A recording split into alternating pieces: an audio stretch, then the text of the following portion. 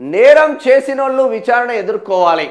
అధికారంలో ఉన్నప్పుడు అక్రమాలు చేసి విచారణ అనగానే గగ్గోలు పెడతారా? బీఆర్ఎస్ చీఫ్ కేసీఆర్ పై సీఎం రేవంత్ రెడ్డి ఫైర్. కొందరు మధ్య యుగాల చక్రవర్తుల్లా ఫీల్ అవుతున్నారు. పదవులన్నీ అనుభవించినోళ్ళు జాతి పితలు ఎలా అవుతారు? స్వయం ప్రకటిత జాతి పితలకు రోజులు చెల్లినాయి. ఫామ్ హౌజ్లు, వేల కోట్ల ఆస్తులు కూడబెట్టినోళ్ళు కాదు, సర్వం త్యాగం చేసినోళ్లే నిజమైన నాయకులు. కోదండరాం ఇంటి తలుపులు బద్దలు కొట్టినప్పుడు ఉద్యమకారులు గుర్తు రాలేదా? హార్వర్డ్ సర్టిఫికెట్ నేను చూపిస్తా, మోదీ తన డిగ్రీ పట్టా చూపించగలరా అని సవాల్. జస్టిస్ సుదర్శన్ రెడ్డికి రావి నారాయణ రెడ్డి ఆ జాతీయ పురస్కారం ప్రదానం చేసిన ఇక్కడ జస్టిస్ సుదర్శన్ రెడ్డిని ప్రమోట్ చేసిండు, రావి నారాయణ రెడ్డిని ప్రమోట్ చేసిండు, ఇక్కడ కోదండ రామ్ రెడ్డిని ప్రమోట్ చేసిండు. ఎవరు? మన రేవంత్ రెడ్డి. ఇక మా జాతిపితలు ఎవరు దొరకరు. ప్రొఫెసర్ జయశంకర్ సార్ మా జాతిపిత దొరకడు. కాళోజీ నారాయణరావు అటువంటి నికార్సిగా తెలంగాణ పైన కొట్లాడిన బిడ్డలు దొరకరు. చాకలి ఐలమ్మను గుర్తు చేసుకోరు, బెల్లి లలితక్కను గుర్తు చేసుకోరు. వీళ్ళంతా గమ్మతుంటుంది. వీళ్ళది ఇలా వర్షనే డిఫరెంట్గా ఉంటుంది. మీరు అబ్జర్వ్ చేయండి. వీళ్ళందరూ ఎవరు గుర్తురారు వీళ్ళకు? తెలంగాణ నా ఆస్తి, తెలంగాణ అనుబడివే నా ఆస్తి అని బ్రతికిన మా ప్రొఫెసర్ జయశంకర్ సార్ గుర్తురారా? కేసీఆర్ గారు, రేవంత్ రెడ్డి గారు మీకు only Reddy tag line Reddy ఉంటేనే గుర్తుకొస్తారా ఏంది? ఎవరిని ప్రమోట్ చేస్తూ ఉన్నారు మీరు? ప్రతి టైం ఒకే వర్గాన్ని ప్రమోట్ చేసుకుంటూ పోతూ ఉంటే ఎటు పోతుంది వ్యవస్థ? మీరు అన్నదాంట్లో తప్పు లేదు. వందల కోట్లు, వేల కోట్లు ఆస్తులు సంపాదించి వందల ఎకరాలు ఫామ్ హౌస్లు కట్టుకున్నాడు, జాతిపిత ఎట్లా అవుతాడు అంటున్నారు. బరాబర్ జాతిపిత కాదు. మరి ఎవరు కావాలి జాతిపిత? తెలంగాణ కోసం నికార్సుగా కొట్లాడిన జయశంకర్ సార్ కదా మనకు జాతిపిత.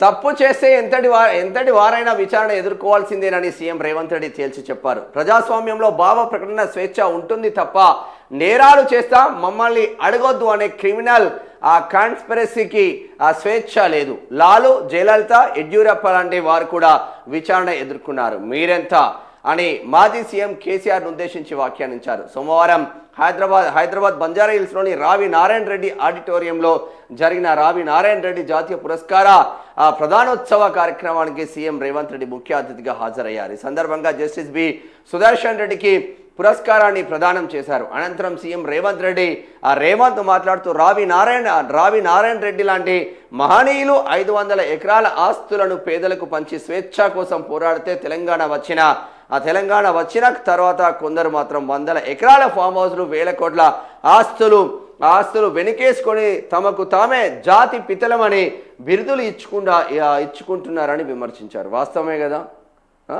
ఇంకేమంటున్నాడు రేవంత్ రెడ్డి?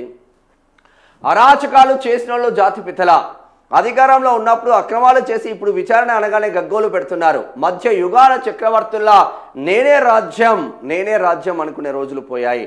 డాక్టర్ బిఆర్ అంబేద్కర్ రాసిన రాజ్యాంగం ప్రకారం చట్టానికి ఎవరు అతిథులు కాదు. జార్ఖండ్ మాజీ సీఎం శిబు శరణ్, బీహార్లో లాలూ ప్రసాద్ యాదవ్, తమిళనాడులో జయలలిత, కర్ణాటకలో యడ్యూరప్ప లాంటి వారు అధికారంలో ఉన్నప్పుడు చేసిన తప్పులకు తర్వాత కోర్టుల చుట్టూ తిరిగారు. చేతులు కట్టుకొని మెజిస్ట్రేట్ ముందు నిలబడ్డారు. మనం దైవాంశ సంభూతులం కాదు. తప్పు చేస్తే విచారణను ఎదుర్కోవాల్సిందే. ఈ మధ్య కొందరు జాతిపిత అని టైటిల్స్ ఇచ్చుకుంటున్నారు.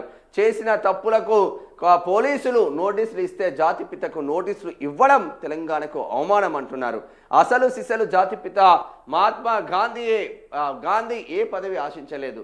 రావి నారాయణ రెడ్డి ఆస్తులు అమ్ముకున్నారు. మరి మీరేం చేశారు? 100 ఎకరాల ఫామ్ హౌస్లు, టీవీలు, పేపర్లు, వేల కోట్ల కాంట్రాక్ట్లు అన్నీ మీకే కావాలి. పదవులన్నీ మీరే పంచుకుంటారు. మళ్ళీ మీరే జాతి పితల, ఇదెక్కడి న్యాయం అని అడుగుతున్నారు. వాస్తవమే కదా? జాతిపిత అంటే, తెలంగాణ జాతిపిత అంటే అణువణువు తెలంగాణ కోసం కష్టపడాలి, అణువణువు తెలంగాణ ప్రజల కోసం ఆలోచించాలి. తన ఆస్తులపైనో తన పిల్లల ఆస్తులపైన 100 కోట్ల ఫామ్ హౌస్లోనో అమెరికాలో ఆస్తులపైనో ఏమీ లేని రబ్బర్ చెప్పులు గతి లేని హరీష్ రావు ఎట్లా సంపాదించిండు?